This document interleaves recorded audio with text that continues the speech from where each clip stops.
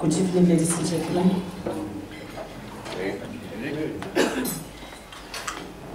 I'm just trying to check the number of women in the room. You would know that government and the ruling party has set itself a target of 50% representation across all spheres and forums, and in particular at levels of decision making. And I'm sure Lorena won't be wrong by saying that we still have a long way to go when it comes to forums like this. We don't say any man should lose his job, but we believe that we need to create space for women.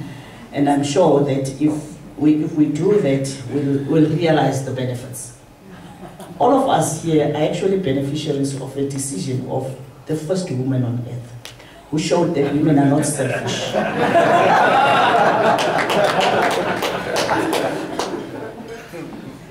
Program Director and the Chief Executive Officer of the National Businesses Initiative, Mr. Andre Fourie, members of the business community that are gathered here this evening, distinguished guests, ladies and gentlemen. They usually say everything happens for a reason. 2010 is the year that we as South Africans have been waiting for, and I believe it is the year that God created for South Africa. And we all know that central to the success of the FIFA 2010 World Cup is issues of access to energy, both liquid fuels as well as power or electricity. Ladies and gentlemen, we appreciate the sacrifices that you have made to be away from your busy schedules in order to have a discourse with us as the Department of Energy on the future of energy security in our country, South Africa. This is important, particularly given the role that energy efficiency and demand-side management can and must play in ensuring that we have certainty of security of supply, with all associated benefits such as enhancing the socio-economic well-being of our country. When we worked in here, I realized that every table has got some form of energy source or the other. And I believed that those who own the night is those who are sitting at the table for energy efficiency. Because we believe that is one way that all of us could contribute to making it possible that we can have energy security. It is heartening to see some CEOs and managing directors present here tonight. And it is often the case that when tragic events happen, when we close ranks and respond with the necessary fortitude. I would remember when Valerie and Mr. Fourie, you'd remember last year when I had the opportunity to be given a presentation on the performance of the NBI in relation to energy efficiency.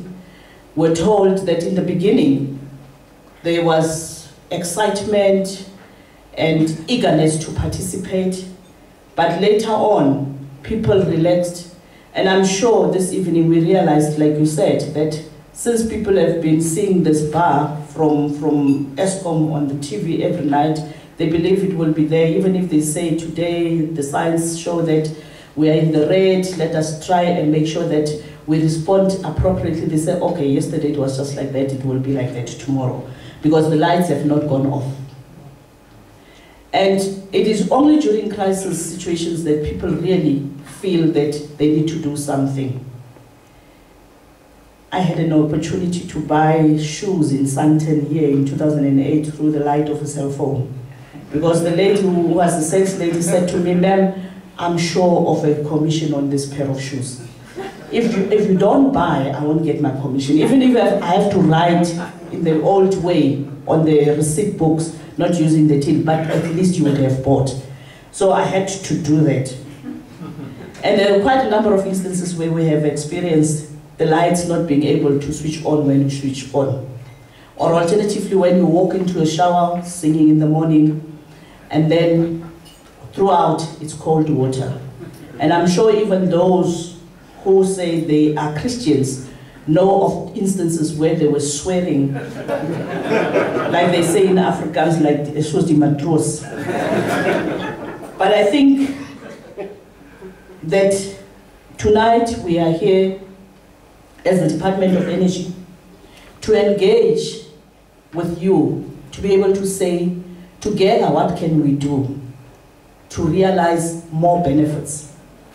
The example that has been made with a presentation by Woolworths, in actual fact, as you presented, and also in Valerie's presentation when you showed the Woolworths warehouse, is it the Woolworths warehouse? It reminded me that we had to go to the UK for the president to be taken to an energy efficient supermarket. And I'm sure that there are so many supermarkets here in the country. Every time we have to experience that, I just say at home, we can showcase many of such examples, but we just didn't give ourselves time to showcase it to our own president for him to go and see it in other parts of the world. But I believe that what we have seen tonight here, if we can collect that information, put it together and be able to show the world that we mean business when we talk energy efficiency. When we say buildings are energy efficient, you have shown what West Bank can be able to do, and I'll say at least my money doesn't go, to me. But I think it is important that we have more of those, even if it is not at a forum like this, but let us also as a department get that type of information. And we believe that we need to do a database of all these so that we can be able to know. Let us not normally know that there's Central Energy Fund there, there's a Japanese embassy there, there's one of the hotels, but we should be able to say, this is the number of these type of industries that are actually energy efficient. And at times, being able to stand on a platform and showcase or speak positively about those would actually encourage those who have not retrofitted or moved over to be able to move over. So I think it is important that we do that. So we are saying that we also had an indication that CEOs and managing directors of many of even our member companies here sometimes don't take these initiatives very seriously. They delegate it to the last person in the company who is not necessarily too busy. And I believe that if we want to show leadership, if we want to make it possible that we are taken seriously, it is important that this energy efficiency drive be driven from the highest office.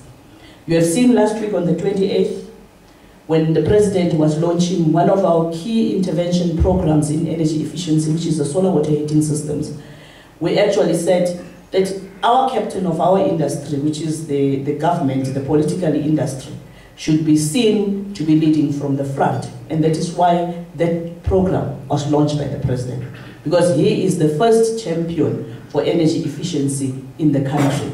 And whatever he says, many people listen, and whatever he does, we need to be able to do.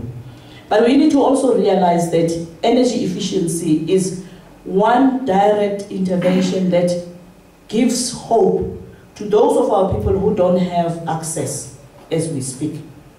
Because if you save, you then say to those that I'm saving because I'm concerned about you. And I remember last week the president was making an example that when there was load shedding in the country, the people in the rural areas and others in the squatter camps were saying, but why should be people jumping up and down? What's so wrong? What has happened? Because we are used to not having lights. So suddenly because certain people don't have lights, then the whole country must kick up and down. But I think that response came about as a result of the fact that we do